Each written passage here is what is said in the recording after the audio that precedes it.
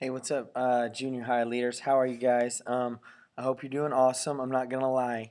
I just got back from lunch and I just come inside from the outside. I think it's about 100 degrees outside, but I came in and because we just got back from camp, I'm just gonna tell you the truth. I am freezing cold after being out in 110 degrees for the past 4 days. I am freezing cold in the air conditioning now, and that is not who I normally am. I walked outside and it's only like 100 degrees. Like, that's so much better. But I walked out earlier and I thought, it almost feels nice out here. I know that's weird. But anyway, we had a blast at camp. If you didn't get to go with us, man, I'm so sorry. But we had a stinking blast. Our kids had, I think, a great time, a life impacting time. So many of our students got to really have a moment with Jesus, especially Saturday night. I mean, Saturday night, it was very refreshing, like very refreshing for me. It really did help me out all day Sunday, just knowing what had happened to our students that were there, and just being back, like, and getting to preach here on Sunday.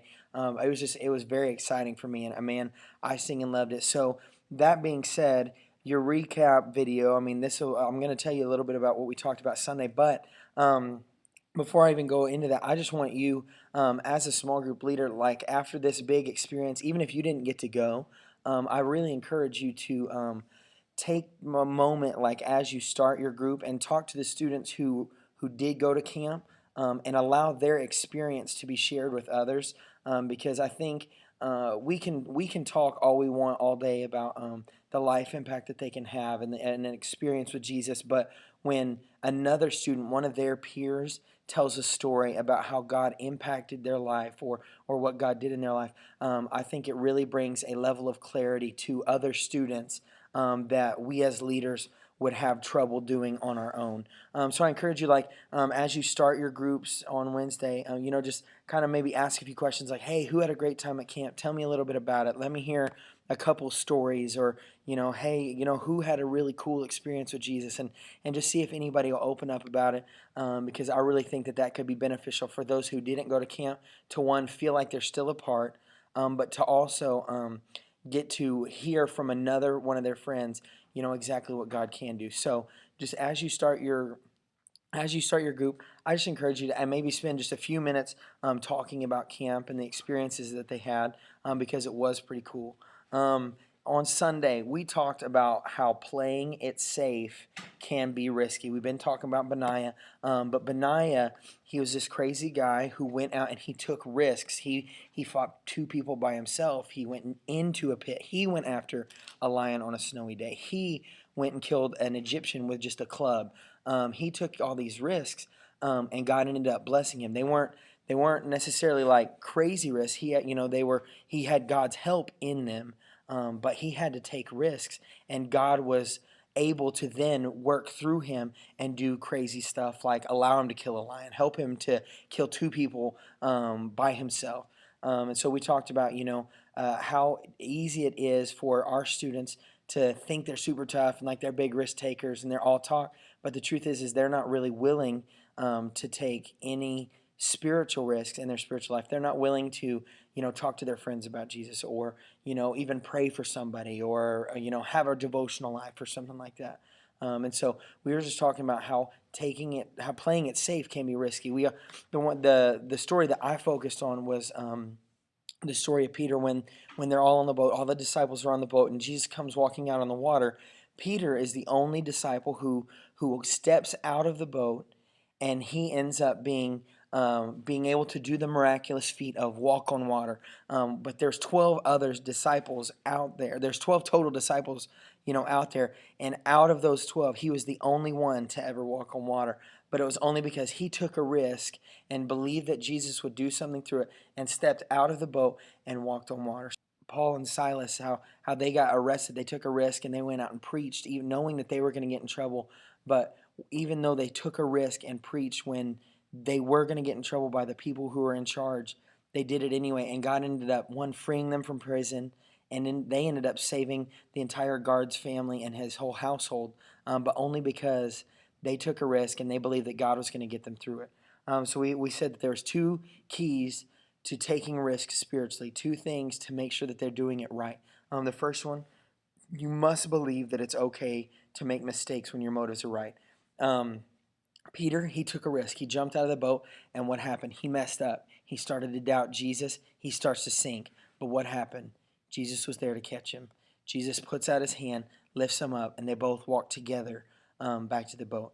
To me, I find that super cool. When your motives are right, when you know that, when it's something that Jesus is wanting you to do, and you trust him, and you take that risk, you go, for our students to go out and talk to one of their friends about Jesus, or pray for him, or do any kind of thing, whether it's a big risk, little risk, doesn't matter. Knowing that they do that, and it being something that's right, when their motives are right, God will always take care of you. Jesus will be there to lift you up whenever you fall down, whenever you start sinking in this big storm, when you're out walking on water and doing something cool. Even if you mess that up, Jesus is still going to be there. And then the second thing is, you must have a do whatever it takes attitude. And we use a verse that'll be on your sheet. It's in Matthew. It says, from the time John the Baptist began preaching until now, the kingdom of heaven has been forcefully advancing, and violent people are attacking. There's going to be all kinds of things that are going to come up against him. And for Benaiah, there was all sorts of things that he had to do, and it was stuff that God wanted him to do, but had Benaiah not gone and done it, God couldn't have blessed him and made him the commander of the army. Had Benaiah not had all of these feats on his resume, he wouldn't have been the secret service for the king. For Peter, had he not stepped out, he wouldn't have been used. He wouldn't have been able to do the miraculous. Had all of the other disciples not gone and prayed for people, even though it wasn't cool and the leaders of the day were upset at him, had they not gone and prayed for people, God couldn't have moved through them and done the miraculous, healed people, opened blind eyes. So you have to do whatever it takes to, no matter how wild it is, no matter how crazy it is. For the disciples back then, they were breaking the law. For our students, it's not going to be that bad. We don't want them to break the law, but we do want them to take good spiritual risks. We want their spiritual life to be a place where they are fully trusting in God, no matter what He's asking, even if it seems crazy. We don't want them to play it safe. We want their faith to be an open one that, like Matthew says, that's forcefully advancing, a faith that stretches and pushes the kingdom of God on all their friends and their schools and their families. And so that was really it. It was a super simple lesson, but I think it can be really good, especially if we maximize on the fact that we just got back from camp.